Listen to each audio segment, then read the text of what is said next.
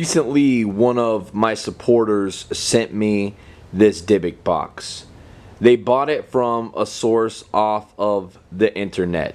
I'm going to read you the story that they received when buying this dybbuk.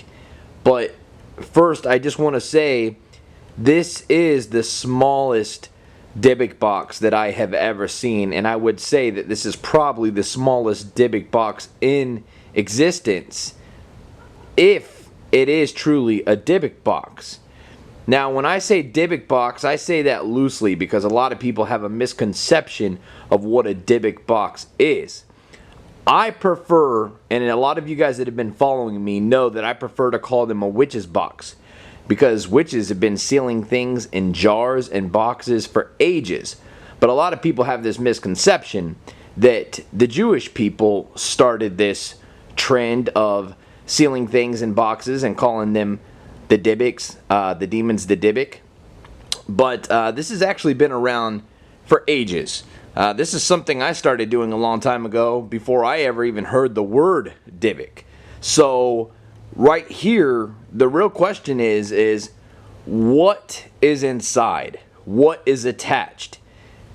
As I started filming this just a second ago, quickly it got really cold around me. And for you guys that have been watching a lot of paranormal things, you understand that spirits definitely change the temperature whenever they are acknowledged, whenever they are ready to communicate. When they come around, you often hear us paranormal investigators say, "Wow, I just walked into a cold pocket. The temperature just changed." I just felt that as soon as I hit record, it got really cold around me. And it's pretty warm in my house here today. So that's pretty ironic that I'm getting ready to engage with the spirit world and it gets really cold. That said, all of a sudden I'm getting a pressure in the left side of my head, and that's something that usually happens whenever I am in the presence of more powerful spirits. So I'm going to go ahead and I'm going to read the story that I received from one of my supporters who wanted me to have this. They wanted me to work with this. And yeah, we'll learn a little bit more about what the people experienced while having this dybbuk box. The demon vessel was owned by Margaret Mallard, a high priestess widow with a bastard son. She died last year during a hypnosis session, in which a demon took over and destroyed their house. Her son Lucius escaped, but had his right eye burned out of his skull by a static electricity type entity. Once Lucius recovered from his mauling, he returned to the rubble of his destroyed house, where he could still smell the burning hair and skin of his mother. He brought with him a team of experts, one rabbi, 2 Buddhist monks, a special toad named Clarence. Clarence was blessed by a Santeria priestess and had a bright red ruby glued to his forehead. This was a seal of supreme powers. They were all standing at the ruins of the back porch, contemplating finding the demon. At this moment, a Freemason approached them from the street. They knew he was a Freemason because he had a huge square and compasses belt buckle. Now, with another expert on the premises, they began chanting to see if the demon was still on the premises. After reciting secret chants and burning offerings upon an altar which the rabbi infused with frankincense, a shadow approached them and warned them of its potential. It spoke to them, but none showed fear except the toad, who tried to hop away, but the demon touched him and turned him black as charcoal. The monks used their chi energy and meditated to keep the demon at bay, while the rest of men engaged in ancient and forbidden ritual, a ritual for binding a demon inside of a vessel. This is the box, and Lucius recalled to me all these details. My heart goes out to Lucius for the loss and tragedy in which he has endured. Until now, he has felt as trapped as the demon inside this dybbuk. Trapped by the illusion of owning a bound hell demon. A clear-headed person knows that if a demon gets out and you are the mortal who was last keeping it bound, there will be hell to pay. Take note from Lucius, the widow's son. Since I have had the box and have showed it to other investigators, I have been followed by a shadow. It seems that the entity within this vessel still has ways to protect its existence outside into our world. This vessel is serious and should be handled very carefully and skillfully. Myself and 2 other paranormal investigators, we believe that one of our friends has been severely affected by this box. Just after holding it, our poltergeist expert, Tommy, forgot where he was and had no recollection of the box. His nose also bled very severely as he stood there looking hypnotized. Experienced paranormal investigators, collectors only. This vessel should never be opened or tampered with. If you open this box, you may pray to our various gods and see which one may come to your relief. Okay, I'm sitting here with the box just a foot away from my shoulder. I definitely feel something. I feel something even more heavily now since I just read that.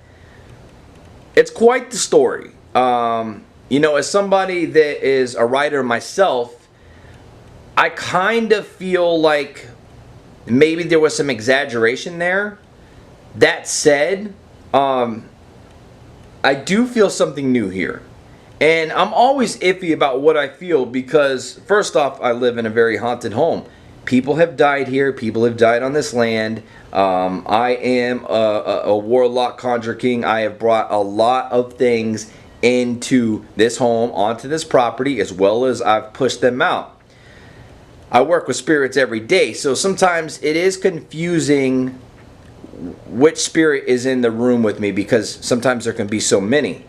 That said, this feels a little more sludgier, a little more heavier, a little more darker, you could say. So now we investigate the box and see if the evidence matches how I feel, matches what's come from this story. It's time to turn shit up a notch.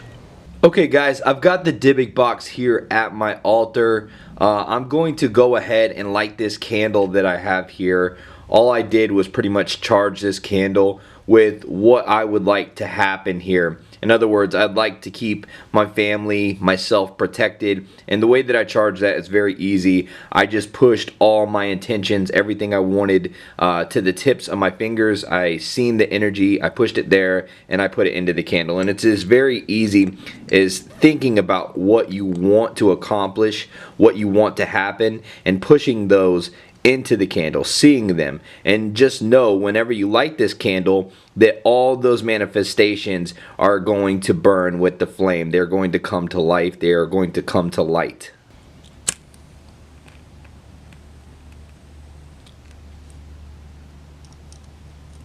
Okay, so for anybody that doesn't know me, I am a warlock. I am a high priest of the HTD cult, which is a craft that I formulated and practice myself.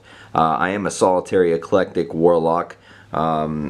Right here at my altar, and again, I know a lot of people don't know, lots of new subscribers, they may not know what I am involved in here, and you will. There's videos all about me and what I do on my channel here, but a lot of people, they think that I'm not safe. A lot of people say I don't know what I'm doing, and sometimes I laugh at that, but I also appreciate that because, you know, it just kind of shows that they value me and they're worried for me and my family. Well, first of all, I wouldn't do anything I do if I didn't know how to take care of myself and my family and my home. And we are a loving, happy family. So even sitting here with this supposedly demonic, evil dybbuk box, I feel so protected. I feel like I'm the force to be reckoned with, not this. There is an energy here, But it's different than when we were just talking in the beginning of this film, where I was in the living room with this dybbuk box. Coming in here is a whole different ball game.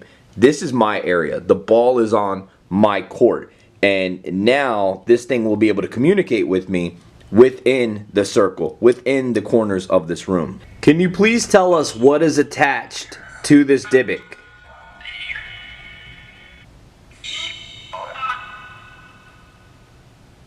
What are you?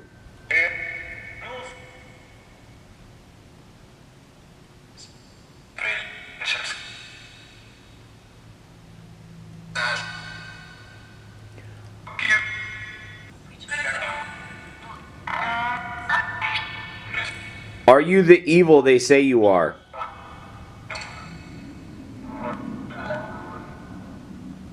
Is there something you need to be unattached, detached from this box?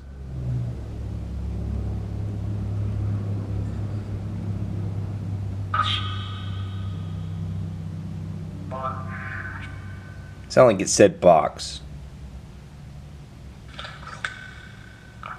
What would happen if I burned this box? If I took this box right now and put it in this flame, what would happen? Bad. It just said bad.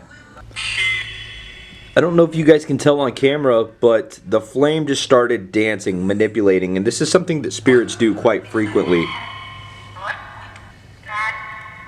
What's so bad about this box? I just wanted to show you guys I have the necrophonic by the ghost meter and it's not going off. Bad. It keeps saying bad. I do believe there's something bad attached to this. Demonic, I'm not sure.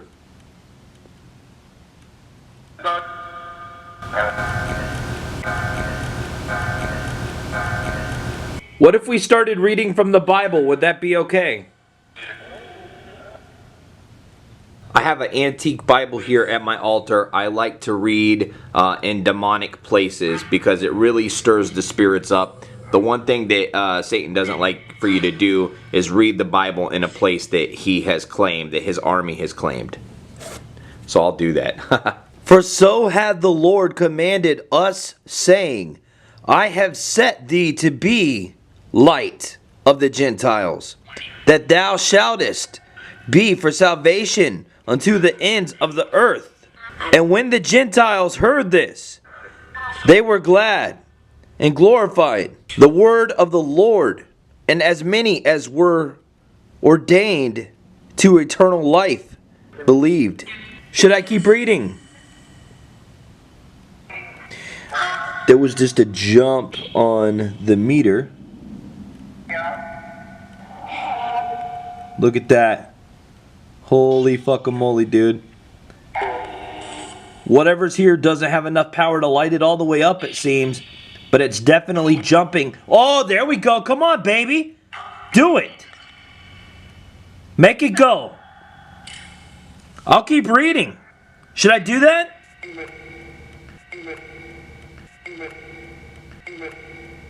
But the unbelievable Jews stirred up the Gentiles and made their minds evil affected against the brethren. Long time therefore abode they speaking boldly in the Lord, which gave testimony unto the word of his grace, and granted signs and wonders to be done by their hands.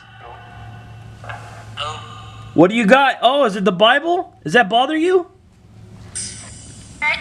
What about this? What if I just set the Bible right here? Right here.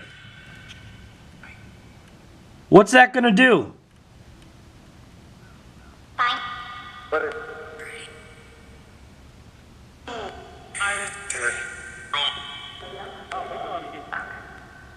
Come on, what do you have here?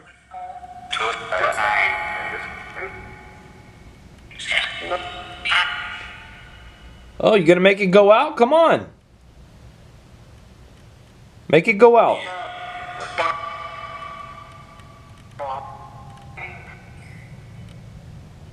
I don't think you have the energy to make that light all the way up. If you do, do it.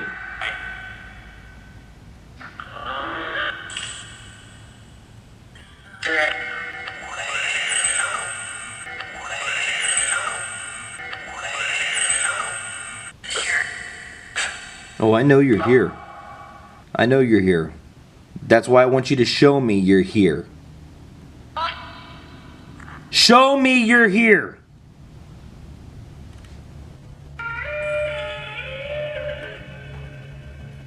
You know, I just set the Bible on top of the dybbuk. I'm going to sit the dybbuk on top of the Bible. Sometimes the way we do things definitely will calculate for the outcome.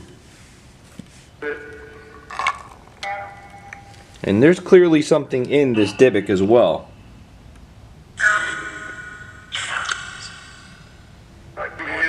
Okay, so right now, I feel like I've started to stir up the energies. But I feel like it's kind of making itself comfortable with the box. And when these things become comfortable, that's usually when they will start to unravel and things will unfold and more. It will get more intensely. I don't believe whatever's tied to this box is an old spirit. I believe it's more of a newer spirit within maybe this last decade here. So that said, I'm not feeling anything demonic. I've done enough demonic cases and studied enough demonology, and most of my paranormal career has been the dark cases, the dark side of things, to understand it, to make others understand it, to write about it in the future.